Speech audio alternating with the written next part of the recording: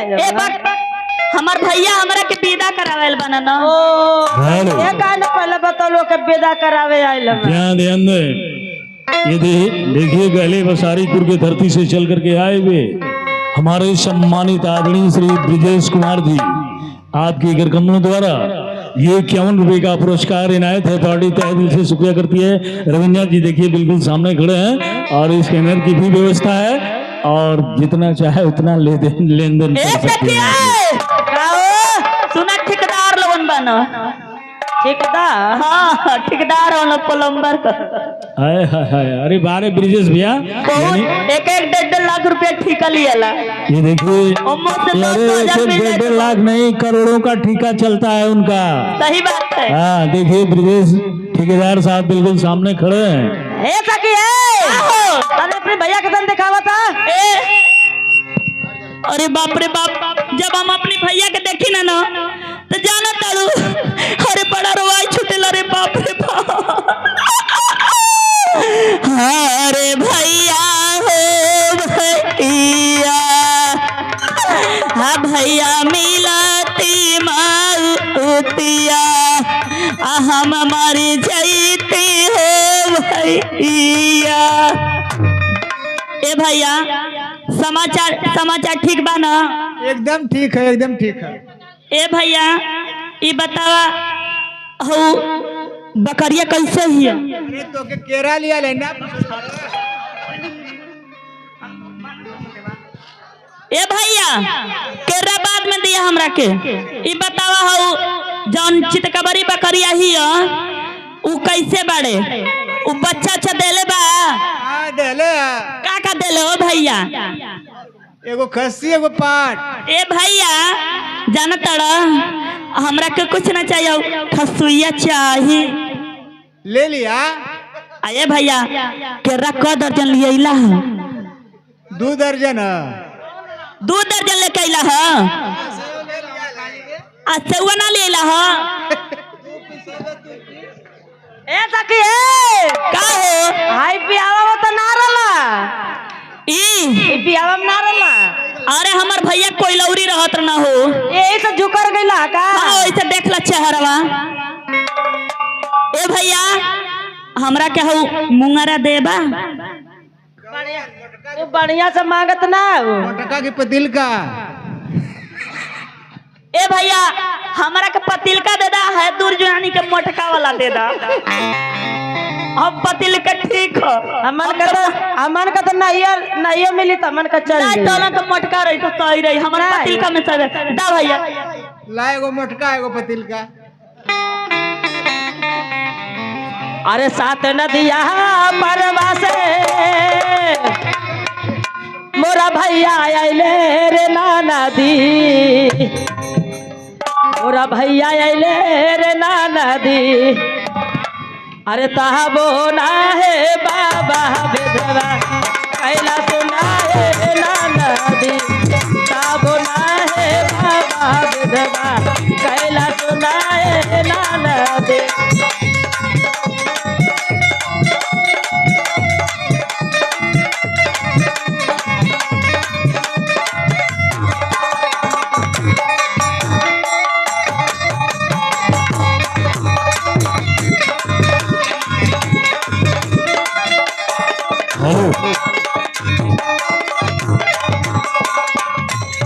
ध्यान दें एक आवश्यक सूचना है।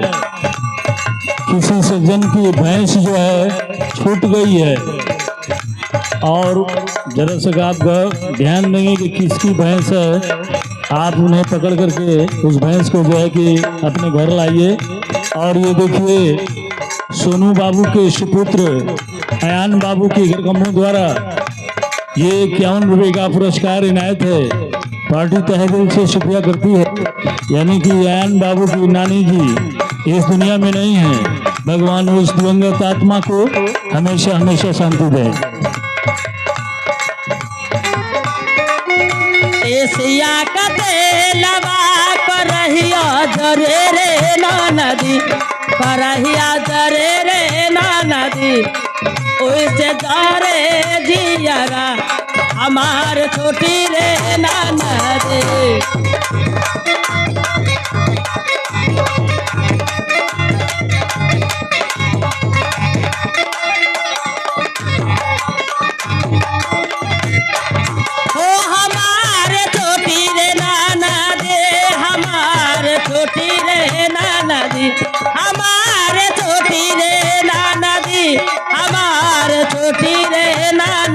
कहा बोला है बाबा विधवा कैला सुनाए ननद।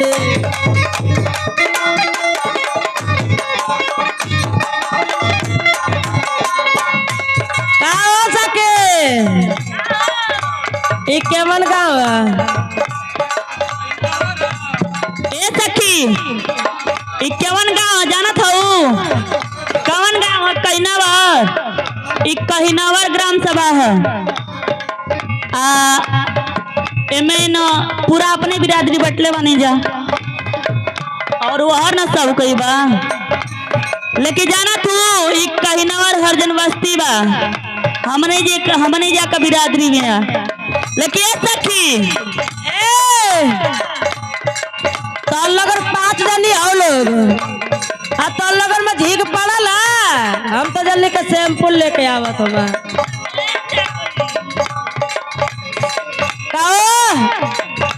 ए सखी ये भैया एगो आयल बना आ जाना तारू ये कहिनवर गांव में केहू पानीगर मारा दौरा नहीं खे। ई कैसे जान गइलू के गांव में के ऊपर घर मरद ना? अगर केहू पानीगर मारद रहत तहा एक जना भैया खाली देख के लम चूस गई न जरूरे कुछ ना कुछ पड़ जा झीक केहू नहीं खे बस ना एकदम ना। ए सखी देखा वो ताव से तो उठला मगर फिर बैठ गइला। तो वे ने कथी पानीगर मारद केहू ना हो। का तू जाना तो एक से एक आदमी पड़ल हुआ देखा अबे आवेला ना वो बनारस घर बनारस घर न बा।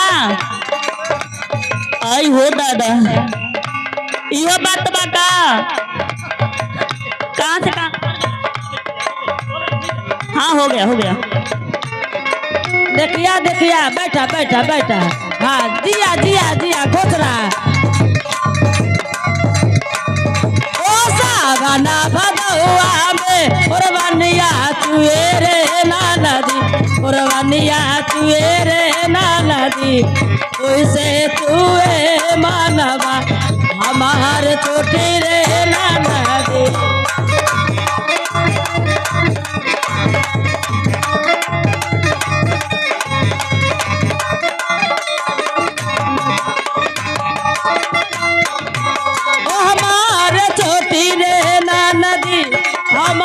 छोटी रे नदी अरे हमार छोटी रे नदी हमार छोटी रे नदी कहा बोला है बाबा विधवा कहिए सुनाए ना।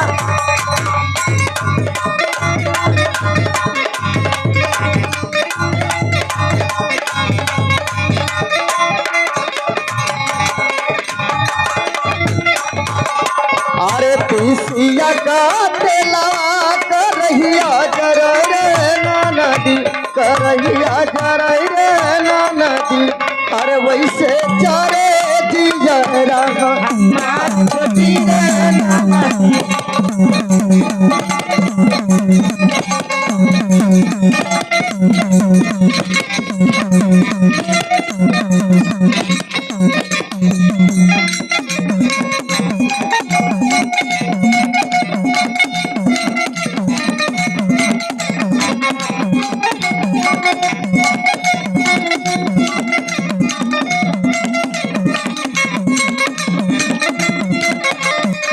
हमार छोटी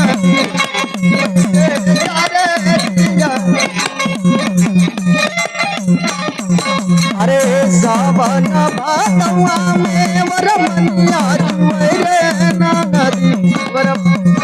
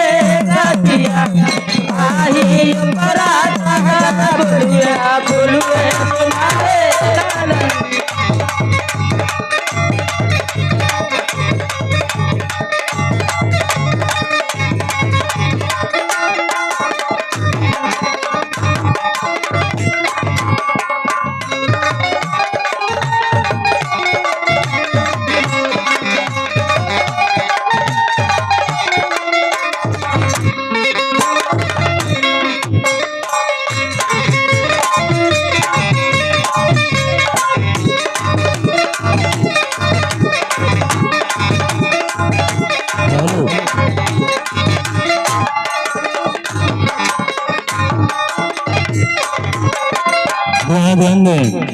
ये देखिए हमारे सम्मानित हेलो। आदरणीय श्री गुड्डू मिस्त्री साहब